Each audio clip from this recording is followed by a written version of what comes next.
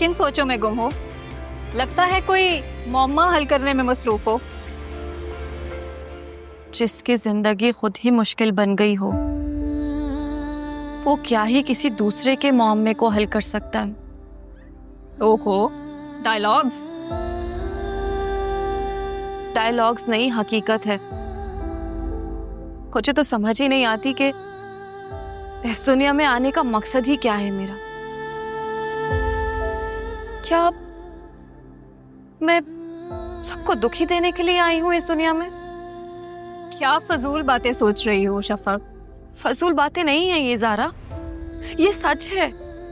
अब तुम खुद देखो ना, जहाँ पहली शादी तय हुई थी तो बाबा चले गए, दूसरी शादी भी ठीक से निभ नहीं सकी।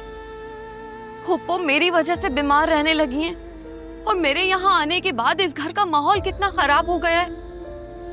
हम भाभी और जारून भाई के रिश्ते में दरार आ गई है। बस या और कुछ? हर बात के लिए खुद को इल्जाम ना दो। ये सब तो ऊपर वाले के फैसले हैं। वो बेहतर जानता है कि हमारे लिए क्या अच्छा है और क्या बुरा। मानती हूँ कि अम्मी को तुम्हारी वजह से टेंशन है, लेकिन उसकी वजह तुम नहीं हो, बल्कि उनके ममता के जज्बात हैं जो उनके दिल में तुम्हारे लिए हैं।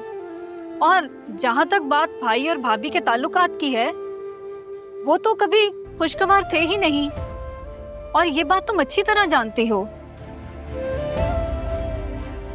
और जब से भाभी की मेडिकल रिपोर्ट सामने आई है, हालात और ज्यादा खराब हो गए हैं। सारा, अब तुम बताओ ना, मैं क्या करूं? इन सारे मामलात में मैं भी तो कहीं ना कहीं मौजूद हूं ना। मैं इस बात को कैसे नजरअंदाज कर सकती हूँ? अच्छा, तुम ये सब छोड़ो और मुझे ये बताओ कि तुमने अम्मी की ख्वाहिश के बारे में क्या सोचा है?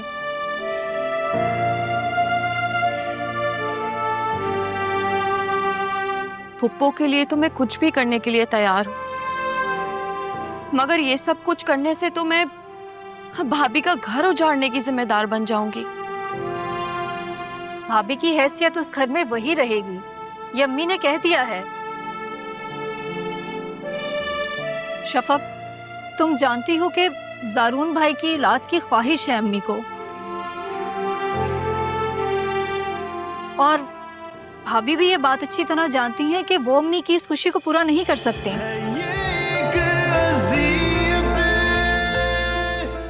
देखिए ड्रामा सीरियल शराकत रोजाना शाम 7 बजे सिर्फ ग्रीन एंटरटेनमेंट पर।